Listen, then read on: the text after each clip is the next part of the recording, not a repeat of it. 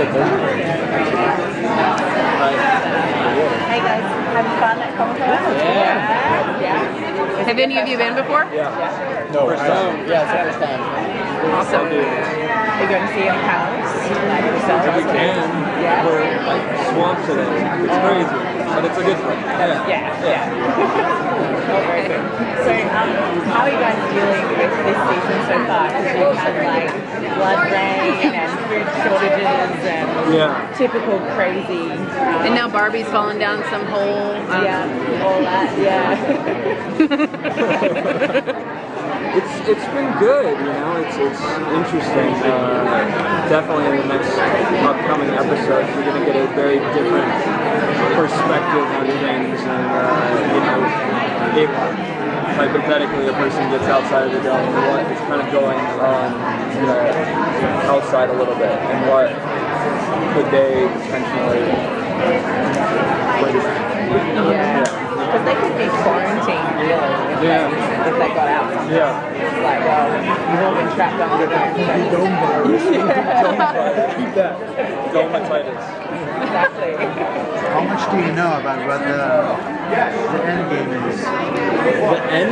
Not the end, but you know, more than us viewers or people Well, we who know read the book. we just wrapped the season recently, so we know the season finale. That's all we know up to. The writers like to keep us in the dark a little bit, like they hint at things, but you know, Do you kind of wish that they would tell you more to get yourselves prepared for what's coming up, or do you not mind the secrecy? I like rolling with the punches.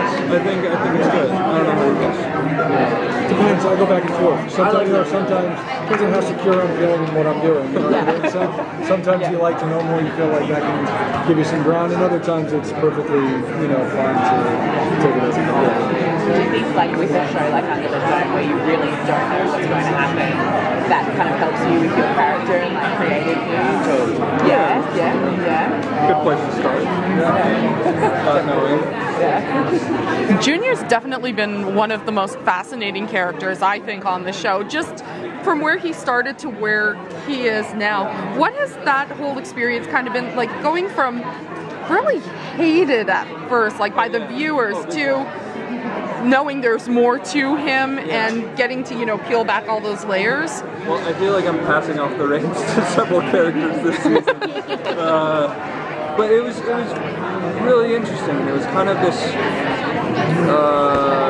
at first disheartening uphill battle, but then I kind of come to love the whole experience and people's reactions. It's been, I've always talked to Neil, head writer, about how it's like very much a redemption story. And it's about trying to fix a lot of the things that happened in the past.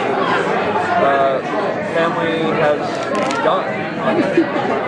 That's even the current things that some family members might have done. But, So have you guys read the book? Have you read it? Yeah. I have. Have you had any desire to read it? I didn't want to read it right away, right when I first found out we were going to do season 1. And that was due to the fact that I knew at that point that my character and the book period would be a little bit different from the way that we were going to do things. And I didn't want to learn Joe as this character that Stephen King wrote and have to play him a different way. I did until I realized I had to rent a U-Haul to get it home. It's a lot of pages. Is there something that you look for specifically? Like, I know you guys have already wrapped for the season, but when you get a script, is there anything that you specifically, like, do you do a quick glance through looking, okay, am I safe or am I... Oh, totally. We all do that. We're all like, okay, please. And it's hard. It's hard when people go home every single time. It's like heartbreaking. Sometimes we understand it, sometimes we don't, but we know that overall it's in the best interest of the show. Whose storyline besides your own are you most interested in seeing playing out? Yes. I'm with you. I just think that the relationship that he had with his father in the first season is so compelling, and really part of my attraction to the show.